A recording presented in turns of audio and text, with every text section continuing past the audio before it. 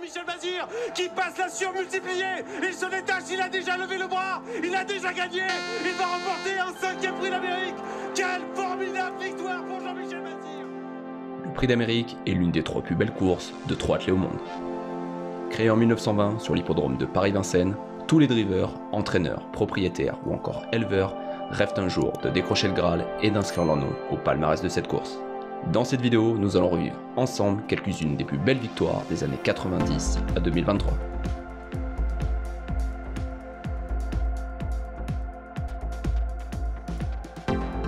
L'année 1990 restera sans doute l'une des plus marquantes de cette course mythique. Au départ de la course, un grand champion, Ourasi, qui a déjà 3 prix d'Amérique à son palmarès, tente l'exploit jamais réalisé d'en gagner un 4e.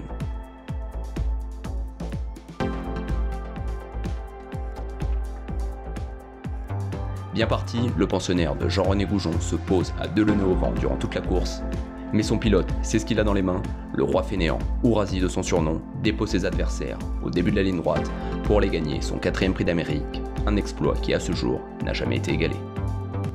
Vous entendez la clameur du public pénètre en tête dans la dernière ligne droite du plateau de Gravel devant Poussicat maintenant sollicité, alors que Potin d'Amour et Poroto passent à l'extérieur pour passer à l'attaque de Ourasi. Ourasi qui possède maintenant une longueur d'avance sur Potin d'Amour qui finit très fort, alors que Poroto plafonne et que Poussicat se défend chèrement le long de la corde. Sur la fin, Ourasi reste détaché et va remporter ce prix d'Amérique devant Potin d'Amour. 3e place à Poroto, 4e place à Poussicat. Ça y est, c'est fait. Ourasi est bien maintenant le cheval du siècle, 4e victoire dans ce prix d'Amérique, et une grosse satisfaction pour son entraîneur Jean-René Goujon qui l'a vu gagner juste devant ses yeux au deuxième niveau des tribunes de Vincennes.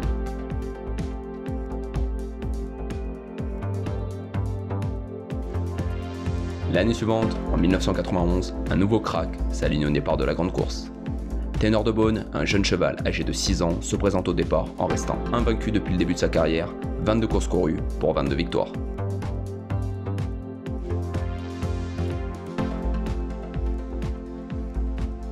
Avec un parcours quasiment identique à celui de Ourasi en 1990, le fils de Leloir, entraîné et drivé par son propriétaire, Jean-Baptiste Bossuet, passe à la vitesse supérieure au début de la ligne droite, se détachant très facilement, signant l'exploit de gagner cette course en restant invaincu.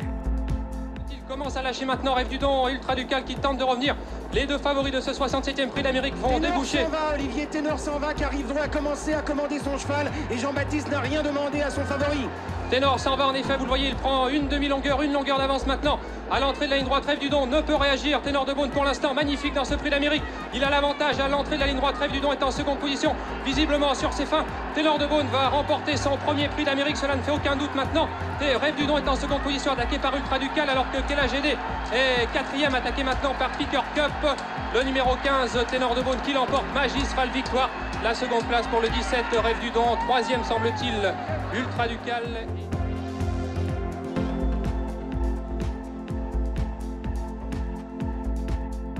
En 1994, l'alliance de 2 étrangers au palmarès très flatteur se présente au départ. Sikov, un trotteur canadien de 8 ans plus connu sur les tracés réduits, et son pilote, le diable belge, Jos Verbeek, vont jouer un sacré tour à leurs adversaires.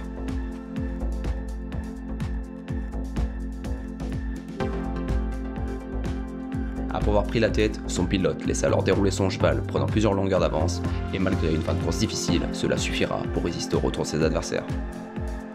La victoire est belle, une tactique très audacieuse de la part de Jos Verbeek, qui aurait pu tout perdre, mais Sikov s'est montré le plus fort. Sikov n'a plus que 6 ou 7 mètres d'avance sur Ourasi, Quinel qui se lance à sa poursuite. Attention, Arnaqueur qui vient très fort. La ligne droite va être très longue pour Sikov, qui a toujours le prix d'Amérique à sa main pour l'instant. Mais Ourasi est lancé à sa poursuite, à la lutte avec Quinel. Arnaqueur, Uno Atou, toujours Sikov qui est le meilleur alors qu'il reste 50 mètres à parcourir. Ourasi qui vient l'attaquer maintenant.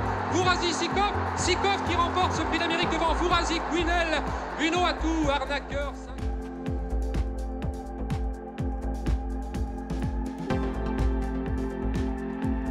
1996 va marquer l'histoire avec la victoire d'un cheval de 6 ans qui a bousculé le monde du trot par sa génétique, Cocktail Jet.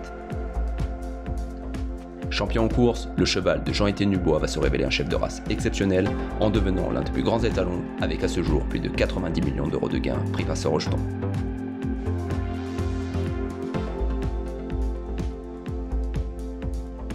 Après avoir assuré son départ, le fils de Cookie Williams s'est rapproché tranquillement pour prendre la tête avant le début de la montée de Vincennes et celui-ci n'en sera jamais délogé.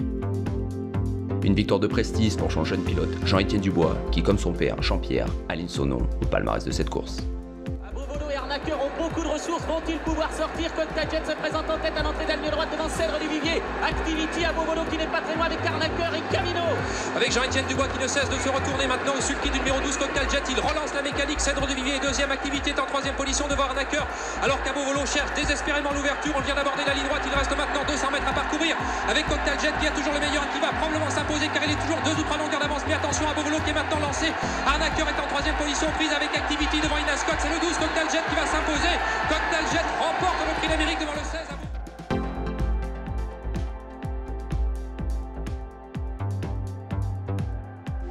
En 1999, une guest star se présente au départ de l'Amérique, son nom, Moneymaker. Son entraîneur, l'américain Jimmy Takter, décide de traverser l'Atlantique pour tenter sa chance dans la plus belle course d'Europe. Et pour mettre toutes les chances de son côté, il décide de faire appel au meilleur pilote de France, Jean-Michel Bazir.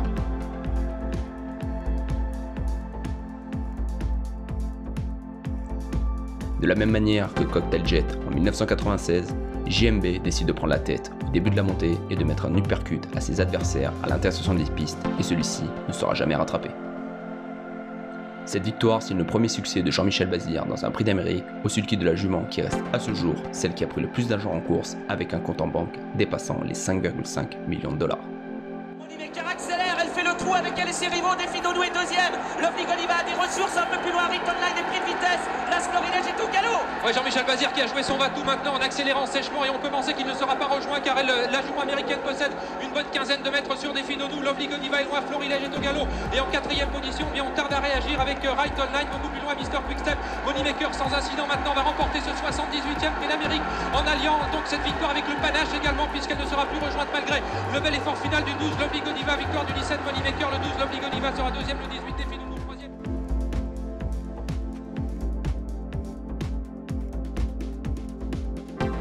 Le dernier prix d'Amérique du XXe siècle restera l'un des plus beaux. Un petit cheval mesurant pas plus de 1,58 m mais avec une classe folle va marquer l'histoire de cette course, son nom, Général du Pommeau. Au sulky, Jules Lepentier, un entraîneur de la Manche qui va réussir à transcender le général en le déférant, ce qui va lui valoir le surnom du général aux pieds nus.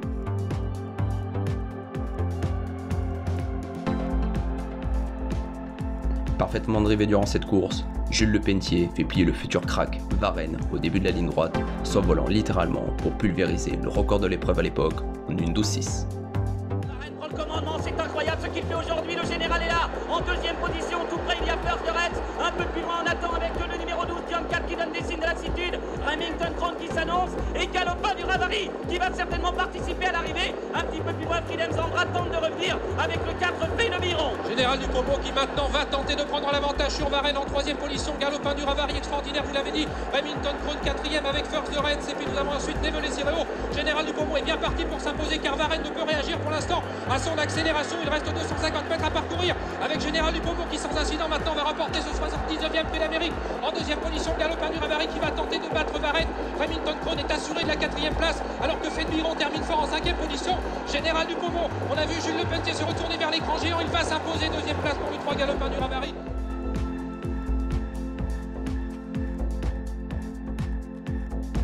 Les années 2001 et 2002 vont voir en piste le plus grand champion de l'histoire du trot, qui dispose toujours à ce jour du record de gain avec plus de 6 millions d'euros à son compteur, Il Capitano, Varenne. Troisième de Général du Pommeau en 2000, ce cheval italien, entraîné par le finlandais Jori Turja, va mettre le feu aux tribunes de Vincennes.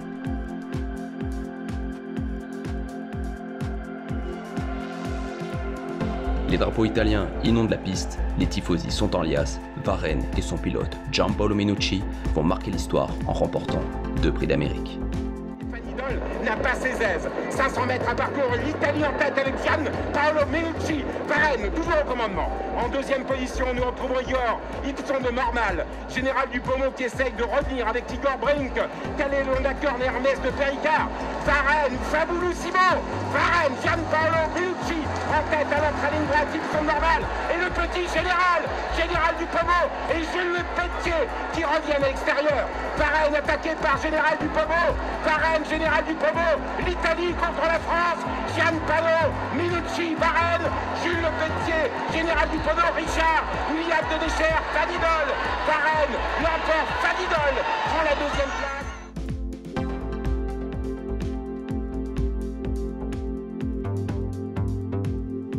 En 2005 et 2006, un nouveau crack français va marquer l'histoire du Prix d'Amérique. Jacques de Belloué, star en piste mais également top étalon, va lui aussi réaliser l'exploit de gagner 2 Prix d'Amérique. Malheureusement privé de sa victoire finale en 2006 pour contrôle positif, ce grand champion aura lui aussi marqué l'histoire des courses.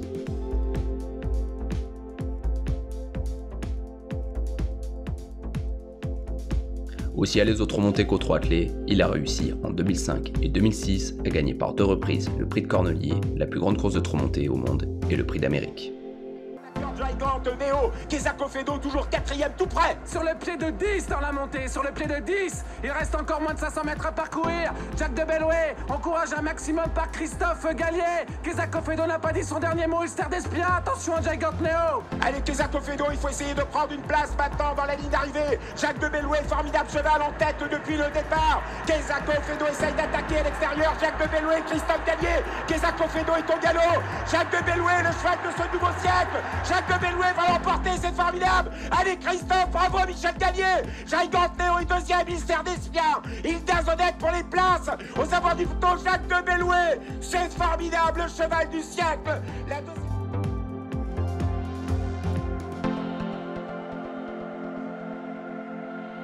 Les années suivantes, en 2007 et 2008, un nouveau double Leura porte son nom au palmarès de l'épreuve, c'est Offshore Dream. Ce cheval, entraîné et drivé par Pierre Lévesque, a réussi l'exploit de gagner le Prix d'Amérique à l'âge de 5 ans en réalisant le record de l'épreuve à l'époque, une 12 piles.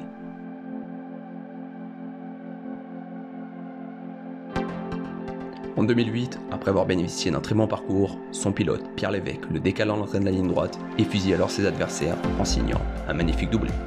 Accélère avec Offshore Dream tout en dehors. Regardez Pierre Lévesque qui met la flèche le long de la corde sur notre représentant Moldu du Corta. Au centre, on a bien placé également Cool du Co qui joue le contre. Et puis on relève Kevin à 3 reprises. Il s'avance pour gagner 3. Prix d'Amérique peut-être l'an prochain avec Offshore Dream. C'est gagné pour Pierre Lévesque. C'est gagné pour Offshore Dream.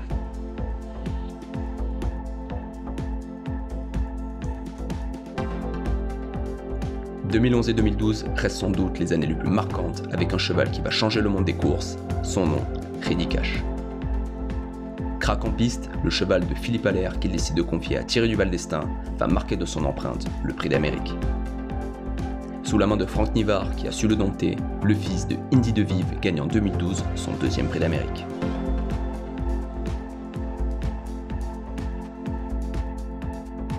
Mais l'histoire de Ready Cash ne s'arrête pas là, puisqu'il deviendra dans le futur le plus grand étalon de tous les temps, en signant notamment à ce jour 3 fils gagnants d'Amérique.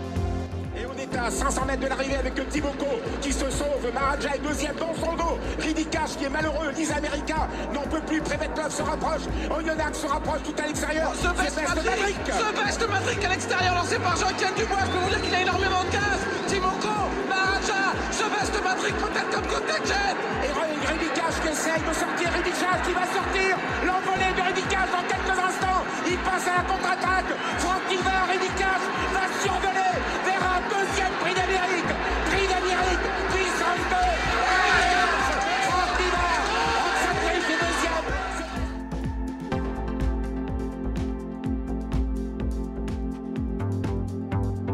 En 2014, c'est sous un déluge qu'un cheval suédois va enfin inscrire son nom dans cette course. Après une 2e place en 2011 et une 4e place en 2012, c'est en 2014 que Maharaja, piloté par Iceman Örjan Kihlström, va s'imposer.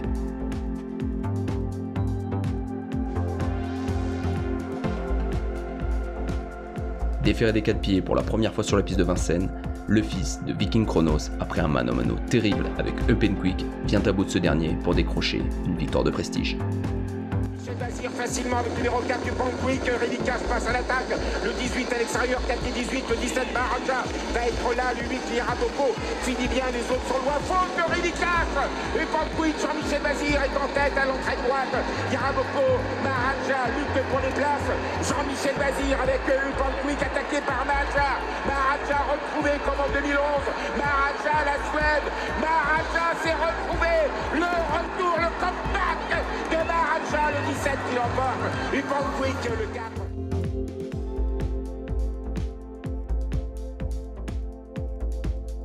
Un nom va marquer les années 2016 et 2017, c'est celui de Bold Eagle, un fils de Reddy Cash, entraîné par Sébastien Garato. Trotteur français le plus riche de l'histoire, avec plus de 5 millions d'euros de gains, Bold Eagle va devenir une légende, son entourage créant la Bold Eagle Mania. Cheval en bleur, Bold Eagle a besoin de poids sous ses antérieurs et ne courra pratiquement jamais déféré des 4 pieds, ce qui rehausse la valeur de ses performances, puisque gagner 2 prix d'Amérique ferrés à ces époques est un véritable exploit.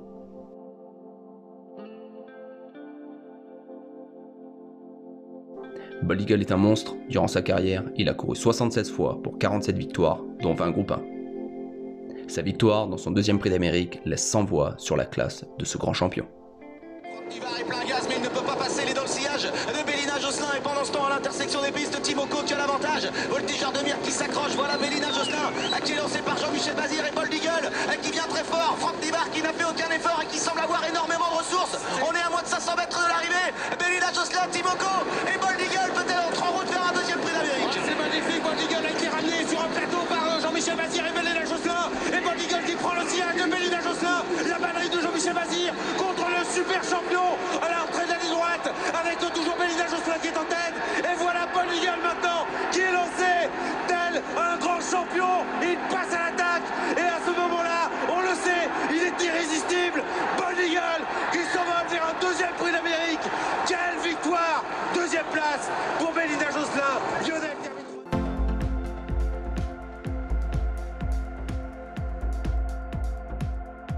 Après Bold Eagle, on pensait avoir tout vu, mais en 2020-2021, un nouveau fils de Reddy Cash, entraîné également par Sébastien Garato, va totalement tuer le monde des courses, FaceTime Bourbon. Son palmarès laisse sans voix, 43 courses, 35 victoires, 7 deuxièmes places. Un cheval de record puisqu'il a tout battu et détient à ce jour le record du chrono dans le Prix d'Amérique en 1:18 lors de sa course en 2021.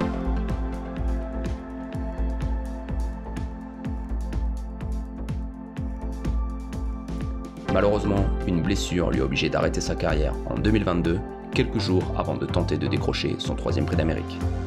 Un cheval de légende qui, sans cette blessure, aurait peut-être pu égaler ou battre le record d'Ourazi.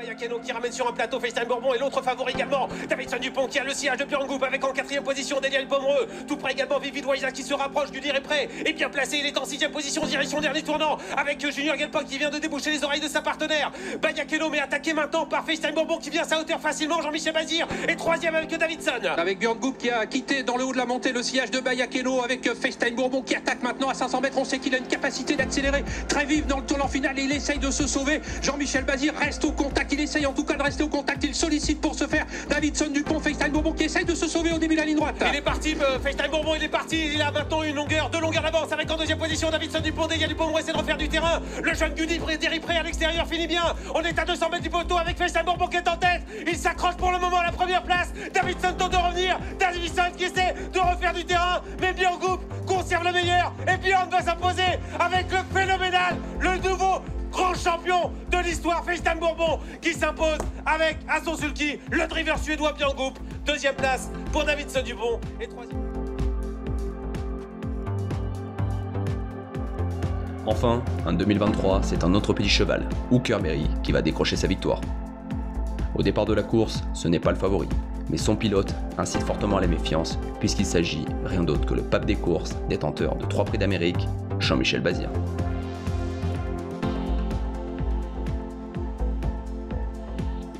Après un parcours magnifique donné par son mentor, JMB sait à mi-ligne droite qu'il a gagné la course et se permet même de faire le spectacle, la victoire est splendide. Hooker Berry donne toujours son corps sur la piste et nul doute qu'il va remettre son titre en jeu en 2024. Les chevaux de Philippe Allaire sont en 5e et 6e position avec Italiano Vero qui attend pour le moment direction le haut de la montée. Flamme du Goutier est encore assez loin. Intersection des pistes maintenant, c'est Benoît Robin qui lance au Sard du Landré qui se rapproche gentiment avec toujours Don Fanucci Z en tête. En 2e position, Orsi Dream qui va facile. Molly Viking qui commence à avoir un petit peu de mal à suivre. Christian Bijon a les ressources, il est en 4e position avec Hip Hop au fort. Jean-Michel Bazir est là également en rose avec Hooker Berry. Attention, Hooker Berry qui va bien derrière les premiers. Sard du Landré qui accélère, mais Don Fanucci Z qui est en train d'accélérer, est en train de se détacher, il va peut-être résister, mais il est toujours attaqué par Orsi Dream en trait de ligne droite.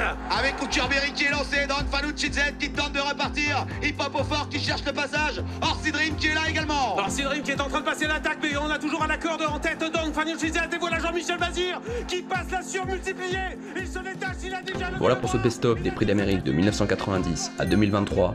N'oubliez pas de liker la vidéo et de vous abonner pour ne louper aucune nouvelle sortie. J'espère que vous avez vibré et pris du plaisir à revoir tous ces moments magiques, mais l'histoire n'est pas finie et de nouveaux champions vont encore inscrire leur nom au palmarès de cette course mythique.